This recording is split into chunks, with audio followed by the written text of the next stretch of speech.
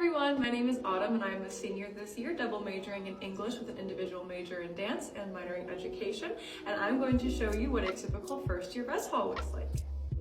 In order to get into a res hall room, you're going to need your ID and a pin that is unique to you. It is even completely different than any of your roommates, so that is a pin that you can make up and have for your time here.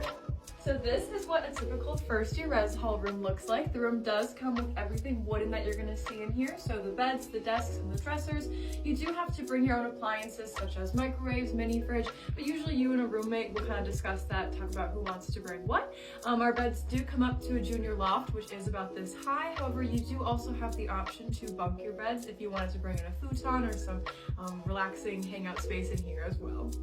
Every room has high-speed Wi-Fi, an Ethernet plug-in, and streaming through Spectrum U. Each room features 2 closets as well as a private bathroom. Thanks for joining me. See you around campus.